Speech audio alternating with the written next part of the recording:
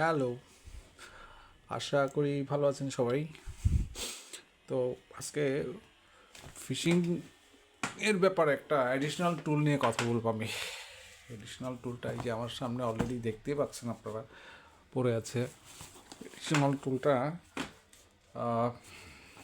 এটা এখনও প্যাক করা, আনরিভিল করি বা আনপ্যাক করি।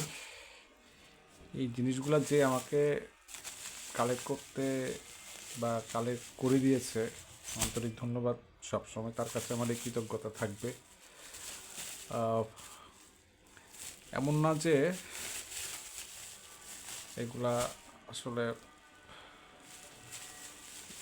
ইউজুয়ালি বাংলাদেশে কালেক্ট করা যেত না, যেত হয়তো, বাট এত সুন্দরভাবে এত ইজিলি, মানে সে যেভাবে আমাকে জিনিসগুলো কালেক্ট করে দিয়েছে, এই জন্য তার প্রতি আমার সে কৃতজ্ঞতা থাকবে সব সময়।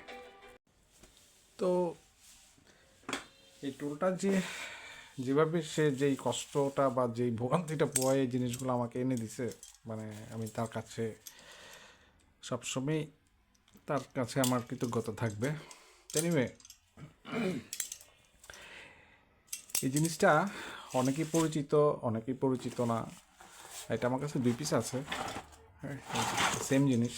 তো এটা আমি সরাই রাখলাম। তো এই হলো জিনিসটা। তো এই জিনিসটা যদি আরও একটু ডিটেল দেখতে চান, এটার ইউজটা দেখতে চান, এটা আপনারা গুগল করে দেখে নিতে পারবেন। তো তারপরেও স্পেশালি তারা যারা আসলে ফিডার ফিশিং করে, বা those who usually use the feeder method in fishing, এটা তাদের জন্য খুবই কার্যকর। তো মানে খুবই এফেক্টিভ একটা জিনিস। তো এটার আসলে একটা লাইভ ইউজ আমি কোনো এক সময় লাইভে গেলে, আর সরি, ফিশিংয়ে গেলে অবশ্যই দেখাবো। এই জিনিসটা বেসিক্যালি এইভাবে দাঁড় করানো থাকে, মাটির সাথে গাঁথা থাকে, এই যে এটা প্লাস্টিক মানে সেফটি কভার দেওয়া আছে, যেহেতু এটা মানে খুব শার্প, হ্যাঁ, এটা দিয়ে মানুষ ইনজেক্ট করে ফেলা যাবে, এটা তো শার্প। তো এটা মাটির সাথে এভাবে গেঁথে দিতে হয়। আর এইটা হলো এইভাবে,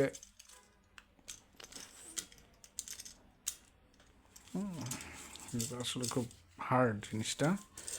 এটা একটা লক করি, হ্যাঁ, এই হলো জিনিসটা, হ্যাঁ।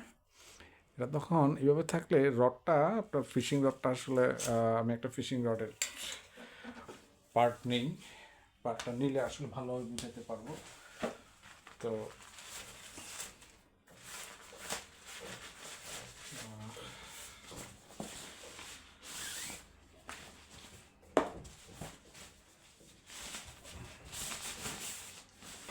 এই যদি হয়, সরি আমার স্ট্যান্ডটা একটা নড়ে গেছে।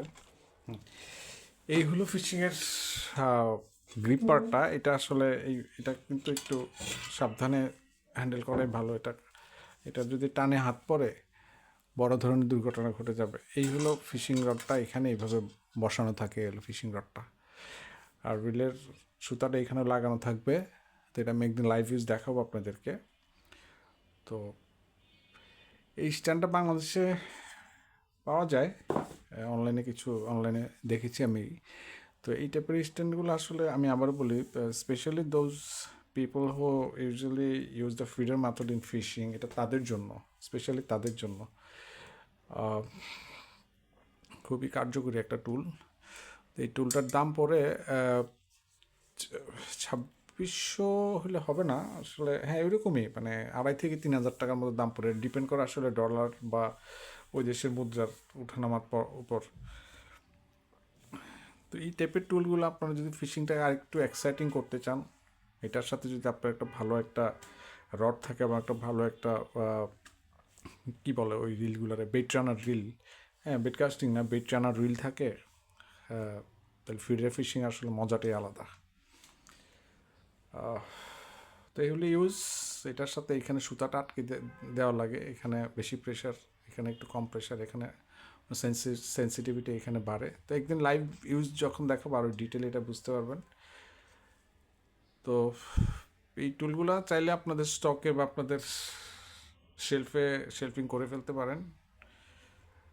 এটা নিয়ে এতটুকুই, আর বেশি কিছু বলার নেই। এরপরে ডিটেল জানতে চাইলে আমাকে ইনবক্সে বা সরি আমার কমেন্ট বক্সে জানাবেন, আমি জানানোর চেষ্টা করব।